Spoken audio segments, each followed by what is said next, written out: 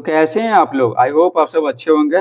इस वीडियो में हम लोग क्लास 8 सामाजिक आर्थिक एवं राजनीतिक जीवन किताब का अध्याय 3 पढ़ने वाले हैं, जिसका नाम है संसदीय सरकार, लोग व उनके प्रतिनिधि। तो अभ्यास के प्रश्न है ना, पहले ही बता चुके हैं। ये जो अभ्यास का प्रश्न है, देखिए यहाँ पे कौन सा अभ्यास के प्रश्न की बात हो रही है। यहाँ पे ये देखिए, ये जो अभ्यास का प्रश्न है ये पहले ही वीडियो बना चुके हैं। अगर आप नहीं देखे हैं तो कमेंट बॉक्स में लिंक दे दिए, या फिर आप सीधे प्लेलिस्ट से देख सकते हैं। प्लेलिस्ट में आपको सारा वीडियोस मिल जाएगा। जो वीडियो नहीं होगा, जरूरत पड़ेगा तो आप कमेंट कीजिएगा तो वीडियो बना देंगे, ठीक है। तो यहाँ पर है ना, इस वीडियो में हम लोग इस चैप्टर का सारा क्वेश्चन आंसर सॉल्व करेंगे जो इस चैप्टर के अंदर दिया गया है। जैसे देखिए यहाँ पर ये है ना दिया हुआ, तो चलिए बताते हैं। सही विकल्प चुने। प्रतिनिधि का अर्थ, तो प्रतिनिधि का अर्थ क्या होता है? लोगों द्वारा किसी क्षेत्र से चुना गया व्यक्ति। आगे देखिए, राज्य विधानसभा के लिए चुने गए व्यक्ति को क्या कहते हैं?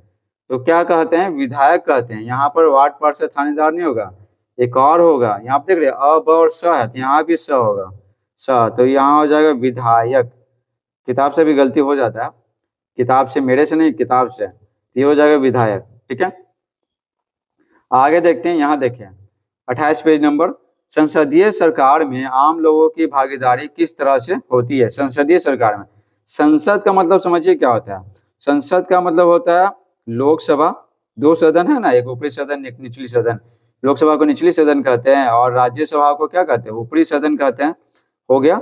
और फिर होते हैं राष्ट्रपति, होते हैं राष्ट्रपति, ठीक है। कानून बनता है ना तो लोकसभा, राज्यसभा, फिर राष्ट्रपति के पास जाता है। सारा पढ़ा चुके हैं, अभ्यास का प्रश्न बता रहे थे ना, सब पढ़ा चुके हैं, ठीक है। और अगर सदन का बात होगा तो ऊपरी सदन ये हो गया राज्यसभा और निचली सदन लोकसभा, तो सदन दो गया, ठीक है। तो बोला गया संसदीय सरकार में आम लोगों की भागीदारी किस तरह होती है? तो ये लोकसभा, राज्यसभा, ये सब में है ना, तो अप्रत्यक्ष रूप से लोगों की भागीदारी होती है। तो देखिए यहाँ पर उत्तर लिखेंगे। संसदीय सरकार में पूछ रहा था ना आम लोगों की भागीदारी किस तरह से होती है, तो लिखेंगे आम लोग अपने मत यानी वोट का प्रयोग कर संसद में अपने प्रतिनिधियों को चुनते हैं। इस प्रकार संसदीय सरकार में आम लोगों की अप्रत्यक्ष रूप से भागीदारी होती है, अप्रत्यक्ष रूप से, समझे। जैसे देखिए, जैसे आम जनता है, ठीक है, 18 या 18 से अधिक है, तो ये जो खड़े होते हैं ना उम्मीदवार, ठीक है, तो उन प्रतिनिधियों को चुन ले। और ये प्रतिनिधि कहाँ जाते हैं? ये लोकसभा और राज्यसभा जो है ना, संसद, उसमें जाएंगे, ठीक है। तो संसद में जाएंगे और ये प्रतिनिधि अब क्या बन गया? नेता बन गया। और ये यही नेता क्या करते हैं? ढेर सारे नियम कानून बनाते हैं जो लोगों के लिए, लोगों के भलाई के लिए होता है। ढेर सारी योजनाएं बनाते हैं, समझे। दूसरा देखिए, प्रतिनिधियों को आम लोगों के साथ सीधा संपर्क रखना क्यों जरूरी होता है? तो ये प्रतिनिधि है ना, बीच का काम करते हैं। जनता है, ठीक है, जनता, जनता के लिए काम कर रहे हैं। और इस सदन में ढेर सारे लोग हैं, तो ये प्रतिनिधि क्या है? बीच में है। तो ये क्या करते हैं? ये जनता के जितने सारे है ना चीजें, वो आप जिस क्षेत्र से चुने गए हैं तो वहाँ के जनता से पूछताछ करके उनकी जरूरतों के बारे में पूछ लेते हैं और उसी से संबंधित निर्णय है ना ये संसद में लेते हैं, सब मिलजुल के, समझे। तो देखिए, प्रतिनिधियों को आम लोगों के साथ सीधा संपर्क रखना जरूरी होता है ताकि वे अपने क्षेत्र के लोगों की समस्याओं को सुनकर उसका हल कर सके। इन प्रतिनिधियों को क्यों चुना गया? ताकि देश का शासन चला सके। जिस क्षेत्र से आए हैं ना, जिस क्षेत्र से इनको चुना गया, उस क्षेत्र के लोगों की समस्याओं को हल कर सके, ठीक है। अब देखिए, प्रतिनिधियों का चुनाव निश्चित समय के लिए ही क्यों होता है, क्यों किया जाता है? देखिए, प्रतिनिधियों का चुनाव निश्चित समय के लिए ही किया जाता है ताकि वे निरंकुश न बन जाए और अगले चुनाव में जीतने के लिए उचित काम करें। निरंकुश मतलब पूरा जो मन है वो करेंगे। जैसे एक बार बना दिए, मान लेते इस उम्मीदवार को, प्रतिनिधि को बना दिए, ठीक है, हमेशा के लिए बना दिए, आजीवन, कि तुम नेता बन गए, तुम रहोगे संसद में, ठीक है। अब ये क्या मनमानी करने लगेगा ना, ये अपना मनमानी करने लगेगा, जो मन चाहेगा ना तो ये क्या ये करेगा, ठीक है। अब कोई मतलब ही नहीं है, तो इसीलिए इसलिए इसको 5 साल तक चुनेंगे, 5 साल तक। और ये सोचेगा ना कि अगला है ना, अगला बार जब चुनाव होगा ना तो फिर लोग वोट कैसे करेंगे? ये 5 साल हम कुछ काम कर देते हैं, ठीक है, और यही दिखा के ना कि हम ये काम किए हैं, ये काम किए, पुल बनाया, सड़क बनाया, ठीक है, स्कॉलरशिप दिए बच्चों को, सब कुछ किए, हॉस्पिटल बनाया। तो अगली बार क्या करेंगे? फिर से जब चुनाव होगा ना तो खड़े होंगे, तो फिर ये चुनाव में जीत जाएंगे, फिर से बन जाएंगे नेता। तो ये सोचते हैं, इसलिए इनको है ना कुछ साल के लिए, निश्चित समय के लिए, खास करके ना कितना 5 साल के लिए ही चुना जाता है। क्या आम लोगों की भागीदारी प्रतिनिधियों के चुनाव तक ही सीमित होती है? तो नहीं, एक बार चुनाव तक ही सीमित है, यानी एक बार वोट दे दिए बस खत्म कहानी, तो नहीं।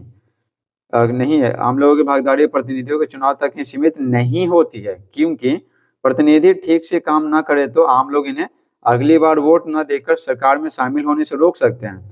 तो असली जो अधिकार है ना, वो लोकतंत्र में आम लोगों के पास है। समझे, जैसे काम नहीं करेगा तो समझ में आ रहा है कि जैसे अगली बार चुनाव जब होगा ना, तो वोट नहीं देंगे इसको। कोई इस उम्मीदवार को मान लेते काम नहीं किया, इस उम्मीदवार काम नहीं किया, इसको कभी वोट देकर जिताएंगे ही नहीं अगली बार से। ठीक है, तो कैसे जीतेगा, तो कभी नहीं बन पाएगा फिर दोबारा। एक बार बन गया तो क्या हुआ, दोबारा कभी बन ही नहीं पाएगा।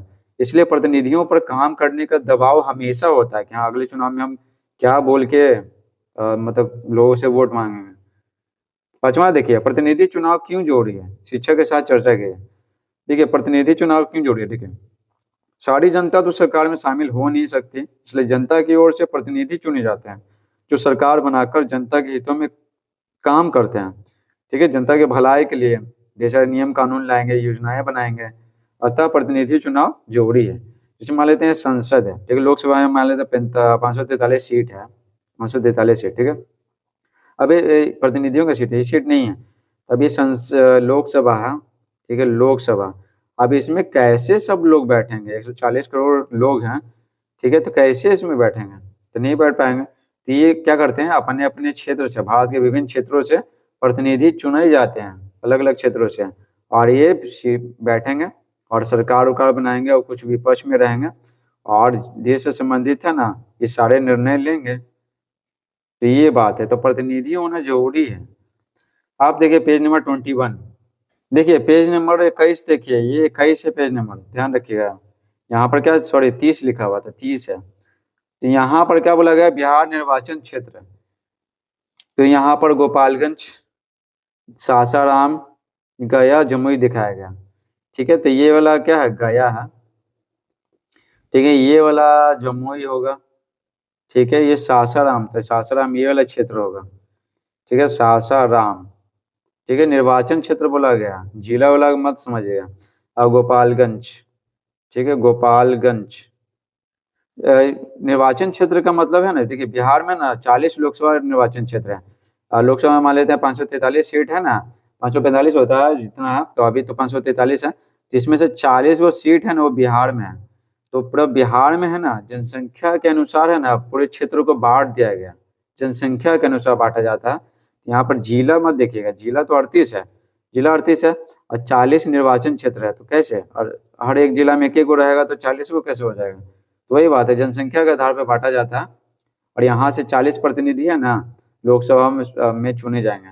ठीक है, लोकसभा के लिए ये हो गया। तो आगे देखिए क्या बोला गया, ऊपर दिए गए नक्शे के आधार पर निम्नलिखित प्रश्नों के उत्तर दीजिए। अच्छा, पहला है बिहार के कुछ प्रमुख शहरों के चुनाव क्षेत्रों को पहचान कर उसके निर्वाचित प्रतिनिधियों के नाम लिखें। निर्वाचित प्रतिनिधि कौन चुने गए हैं। ठीक है, और भी पूछ रहा है आपके सांसद, ठीक है, सांसद मतलब लोकसभा में जो चुने गए हैं, आपके सांसद का क्या नाम है, वे किस निर्वाचन क्षेत्र से चुने गए हैं, ये सब चीज पूछ रहा है। तो चलिए आपको बताते हैं सारा का सारा। तो देखिए बिहार में 40 लोकसभा निर्वाचन क्षेत्र है, 40। जैसे देखिए पाटलिपुत्रा हो गया, हिंदी में पाटलिपुत्रा होता है इंग्लिश में, और हिंदी में पाटलिपुत्र, पटना साहिब, हाजीपुर, वैशाली, जहानाबाद, गया आदि। सबको लिखने की जरूरत नहीं, क्योंकि 40 बहुत ज्यादा हो जाएगा ना, तो कुछ कुछ लिख देंगे, बस कंप्लीट हो जाएगा। आपके सांसद का क्या नाम है, आपके सांसद का क्या नाम है, वे किस निर्वाचन क्षेत्र से चुने गए हैं। तो देखिए हम रहते हैं पटना में, ठीक है, पटना में। तो पटना में दो गो है ना, देखिए निर्वाचन क्षेत्र, एक पाटलिपुत्र है और एक पटना साहिब है। तो यहाँ पर है ना हम लोग जहाँ पढ़ते हैं ना, जहाँ हम रहते हैं, तो पटना साहिब पड़ता है। तो देखिए मेरे सांसद का नाम शत्रुघ्न सिन्हा है, जो पटना साहिब निर्वाचन क्षेत्र से चुने गए हैं, पटना साहिब से शत्रुघ्न सिन्हा। ठीक है, आप कहाँ रहते हैं ना, तो अपने मम्मी पापा से पूछ लीजिएगा कि कौन सा निर्वाचन क्षेत्र है और कौन सांसद है। ठीक है, नक्शे को अलग अलग रंगों से दिखाने का प्रयास क्यों किया गया, ये जो अलग अलग रंग है ना, ये क्यों, देखिए यहाँ पर लिखने की जगह नहीं ना, तो देखिए आसमानी है तो ये गोपालगंज है, ये क्या, ये पिंक कलर है ना, तो सासाराम है, इस तरह से। तो अलग अलग क्षेत्रों की पहचान के लिए सही हुआ है, तो उत्तर लिखेंगे अलग अलग क्षेत्रों की पहचान के लिए नक्शे को अलग अलग रंगों से दिखाने का प्रयास किया गया है। बिहार के मुख्य राजनीतिक दलों के नाम पता कीजिए। तो देखिए जनता दल यूनाइटेड, ये तीर वाले हैं भारतीय जनता पार्टी, ये कमल छाप, ठीक है, ये हाथ है कांग्रेस, राजद राष्ट्रीय जनता दल, लालटेन, और ये हो गया लोजपा यानी लोक जनशक्ति पार्टी। किसी भी राजनीतिक दल को आसानी से कैसे पहचाना जा सकता है? तो उसके चुनाव चिन्ह से किसी भी राजनीतिक दल को आसानी से पहचाना जा सकता है। जैसे जनता दल यूनाइटेड है तो तीर छाप है, समझ जाएगा क्या है, जनता दल यूनाइटेड है, ठीक है ना, नीतीश कुमार जी वाला पार्टी। राजनीतिक दलों का मुख्य काम क्या होता है? तो देखिए तो लिखेंगे राजनीतिक दलों का मुख्य काम सरकार बनाना होता है, ठीक है, और विपक्षी एक तो होता है ना, दो होते हैं, दो, एक होते हैं सरकार जो बनाते हैं, ठीक है, दूसरा में ना विपक्ष में रहते हैं, विपक्ष में वो, ठीक है, सरकार कुछ गलत कार्य करता है ना, जो दल सरकार बनाते हैं वो गलत कार्य करते हैं, ये गलत निर्णय लेते हैं, ठीक है, तो उसकी आलोचना करते हैं और ये सही रास्ता दिखाते हैं, ये विपक्षी पार्टी के जो लोग हैं, समझे। तो राजनीतिक दलों का मुख्य कार्य सरकार बनाना होता है, मुख्य काम, और अपनी जनता की समस्याओं का समाधान करना है कि जिस क्षेत्र से प्रतिनिधि चुने गए हैं और चुन के आए हैं संसद में, तो उस क्षेत्र के लोगों की समस्याओं को सुनना और उसका समाधान करना, उनको क्या क्या दिक्कत हो रहा है। अब देखिए पेज नंबर 31 देखिए, शिक्षिका की मदद से पता कीजिए, यानी मैडम की मदद से पता करना है, सर की मदद से नहीं।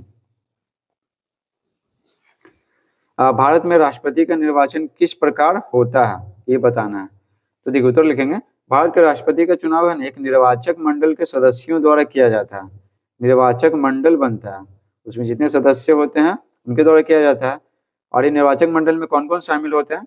संसद के दोनों सदनों के निर्वाचित सदस्य, ये संसद के दोनों सदन यानी क्या, लोकसभा और राज्यसभा, ठीक है, तो इसमें जो चुने गए हैं वो दोनों शामिल हो जाएंगे।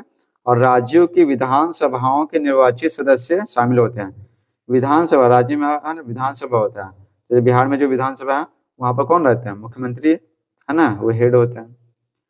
अब देखिए पेज नंबर 33, तो देखते हैं, देखिए 8वीं लोकसभा चुनाव में किस राजनीतिक दल को सबसे अधिक सीटें प्राप्त हुई?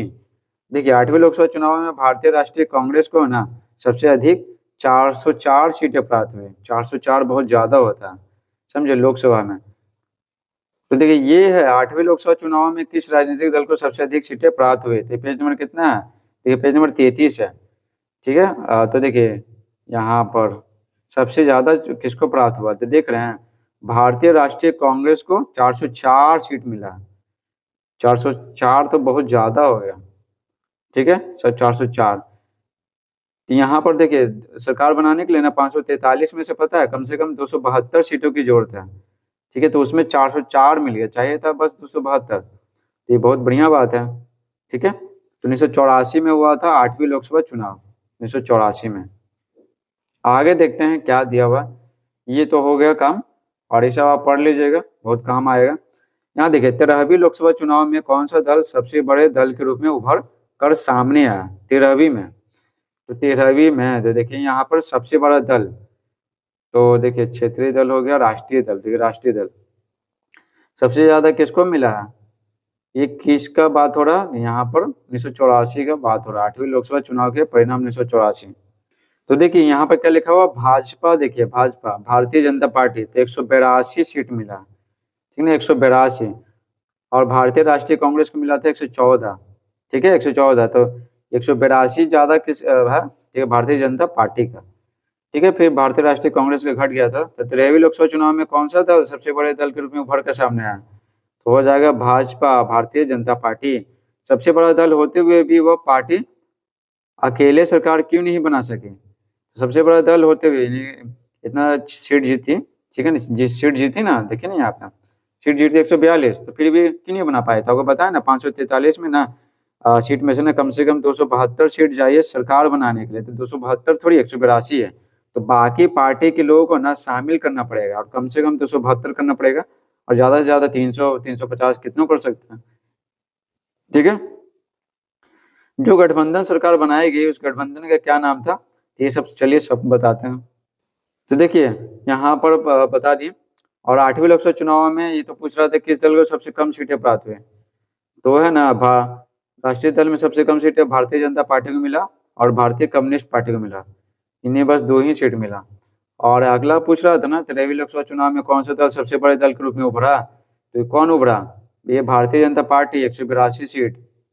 सबसे बड़ा दल होते हुए भी वह पार्टी अकेले सरकार क्यों नहीं बना सकी, तो देखिए, क्योंकि लिखेंगे सबसे बड़ा दल होते हुए भी वह पार्टी अकेले सरकार नहीं बना सकी, क्योंकि उसके पास बहुमत के लिए, यानी सरकार बनाने के लिए ना, कम से कम जो 272 सीट चाहिए था वो नहीं था। 182 से काम नहीं चलेगा, इसलिए क्या किया गया ना, 182 जो भारतीय जनता पार्टी है वो बाकी पार्टियों को शामिल कर लें, छोटी छोटी जो पार्टियां होती हैं, और 272 से ज़्यादा कर लें, तो इसको नाम दिया गया, जिसमें है ना 2 या 2 से अधिक दल शामिल हो गया ना, तो उसको बोलते हैं गठबंधन सरकार। जो सरकार गठबंधन की होती है तो उसको गठबंधन सरकार कहते हैं। जो गठबंधन सरकार बनाई गई उस गठबंधन का क्या नाम था, तो एनडीए था, ठीक है, नेशनल डेमोक्रेटिक अलायंस, एनडीए। आपकी समझ में क्या बहुमत को सरकार बनाने का आधार रखना चाहिए, कारण सही समझाइए। बहुमत मतलब समझे, कम से कम 272 सीट लोकसभा में, लेकिन यहाँ बहुमत को सरकार बनाने का आधार रखना चाहिए। संसद में सभी जनता के प्रतिनिधि होते हैं तो सब समान होते हैं, फिर तो उनमें जो बहुमत में होगा वही सही मायने में जनता का प्रतिनिधित्व करेगा, और उसी को सरकार बनाने का अधिकार होना चाहिए। समझे समझे, जिस पार्टी के ज़्यादा सदस्य चुने गए हैं तो उन्हीं को रहना चाहिए अधिकार सरकार बनाने का। आगे देखिए, क्या इस तरह के गठबंधन से बनी सरकार शक्तिशाली सरकार हो सकती है, कारण सही समझाइए। तो बोला गया है कि दल है, मान लेते हैं कि एक दल हो गया, 2 दल, 3 दल, 4 दल, 5 दल, 5 दल मिलकर है ना ये गठबंधन की सरकार बनाती हैं। तो कभी कभी होता है ना कि मान लेते हैं कि सबसे ज़्यादा सीट, ठीक है, भाजपा का 182 है, तो भाजपा जो निर्णय लेगी ना तो इनको मंजूर नहीं होगा, कभी कभी इसको मंजूर नहीं होगा, कभी हो सकता है इसको नहीं होगा, कभी इसको नहीं होगा, समझ रहे बात को। कुछ भी हो सकता है, जैसे घर में ज़्यादा सदस्य होते हैं ना, 5, 6, 7, तो लड़ाई झगड़ा कभी कभी होते रहता है, इसी तरह गठबंधन की सरकार में भी होता है। लेकिन जो क्या बोलते हैं, जो उम्रदराज नेता होते हैं ना तो सबको संभाल के रखते हैं, जो अनुभवी नेता होते हैं, ठीक है। तो लिखेंगे यदि गठबंधन समान विचार वाले दलों की है ना, समान विचार वाले दलों की हो तो सरकार स्थायी और शक्तिशाली होती है, जहाँ किसी एक के समर्थन खींचने की संभावना क्या नगण्य रहती है, यानी बहुत कम रहती है, समझे। जैसे परिवार में है, जैसे सब क्या, सब मान लेते हैं कि कितना मान लेते हैं, 3, 2, 5, 6 मान लेते हैं, 6 सदस्य हैं परिवार में, ठीक है। और सबके 5 गो पता है, 5 गो मान लेते हैं कि 5 गो वेजिटेरियन है, ठीक है, वेजिटेरियन है, ठीक है, नॉनवेज नहीं खाते हैं, तो जाहिर सी बात है, ठीक है। और ये खाते आते, ये जो खाएगा ना, घर में बनाएगा या खा के आएगा बाहर से, तो ये पांचों क्या करेंगे, विरोध करेंगे, तो लड़ाई झगड़ा होगा। मान लेते हैं कि इसमें है ना, इसमें जो 6 सदस्य है ना, तो 6 नहीं खाता, ठीक है, 6 नॉनवेज नहीं खाता, तब आराम से चल रहा है, घर में कभी बनेगा ही नहीं, तो लड़ाई झगड़ा जो नॉनवेज के नाम पे होता है नहीं हो पाएगा। तो वही बात बोला गया है कि समान विचार होना चाहिए, ठीक है। अगर समान विचार वाले दलों का गठबंधन बना है ना, तब ये एकदम स्थायी होगा, काफी लंबे समय तक चलेगा और शक्तिशाली होगा, लेकिन टूटने की संभावना नहीं है। अगला देखिए, पेज नंबर 35, राष्ट्रपति किस व्यक्ति को प्रधानमंत्री नियुक्त करते हैं, तो देखिए, राष्ट्रपति बहुमत प्राप्त दल या सबसे बड़े दल के नेता को प्रधानमंत्री नियुक्त करते हैं।